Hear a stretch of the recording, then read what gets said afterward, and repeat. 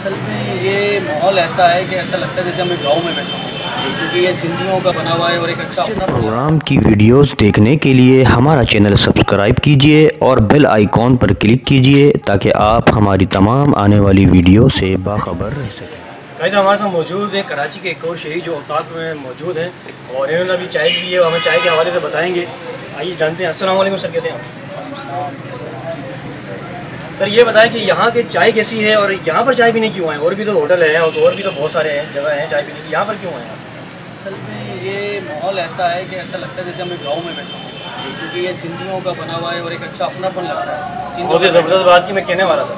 सिंधियों में अगर हम गांव में जाते हैं तो हमें ऐसा लगता ही नहीं है कि हम कराची में वहाँ इतनी इज़्ज़त दी जाती है, तो यहाँ पर भी इसी तरह ही इज़्ज़त दी जा रही है और बहुत अच्छा महसूस हो रहा है।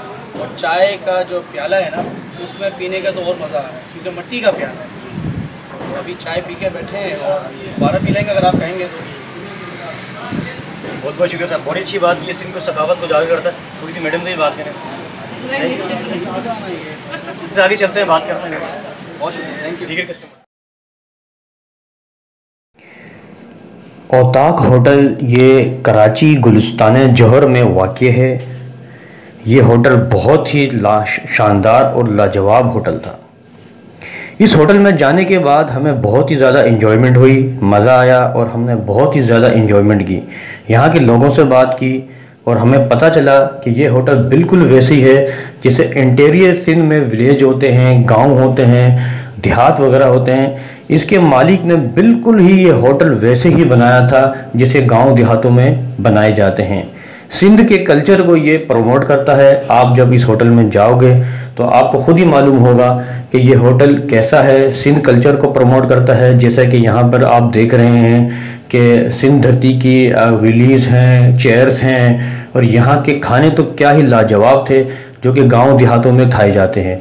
जैसे कि जूहू की रोटी, चावल की रोटी, साग और मक्खन वगैरह जो आपको यहाँ पर मिलेंगे और मटके रखे गए हैं मिट्टी के जो गांव देहातों में होते हैं। इसके अलावा यहाँ की चाय तो बिल्कुल ही लाजवाब चाय थी।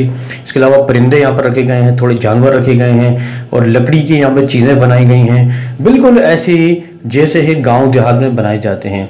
यहाँ के मालिक से जब हमारी बात हुई तो इन्होंने हमें ये बताया कि इस होटल को बनाने में हमारा बहुत ही ज़्यादा ख़र्चा हुआ है और इसके अलावा जो है बहुत ही ज़्यादा हमारी मेहनत हुई है। चाय तो वाकई लाजवाब चाय थी और बहुत ही मज़ेदार यहाँ की चाय थी। तो हम फिर इसके अलावा जो है हमने इस होटल के मालिक से बात की थी। आइए देखते हैं क्या बात है। देसी खाना, देसी जो भी चीज़ें हमारे पास कल्चर के हिसाब से रखी गई है, जैसे हम गाँव में जाते हैं, गाँव में खाते पीते हैं, वो साथ में होता है और यहाँ बहुत सारे लोग खाने के शौकीन होते हैं। तो उसी हिसाब से भाई ने जो है सारा सिस्टम देसी खाना कल्चर के हिसाब। बहुत अच्छी बात भाई ने अच्छी बात की। सब तमाम चीज़ें हमारे को बता दी गई, तो हमने यहाँ का विजिट किया, हमारे को अच्छा भी लगा। कल्चर की होता है और तमाम भाइयों से रिक्वेस्ट है और ख़वातीन से भी रिक्वेस्ट है, फैमिली से भी आएँ तो यहाँ पर जरूर मेहरबान कौन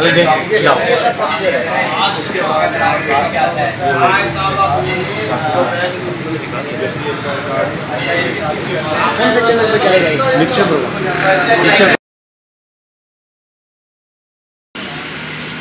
होता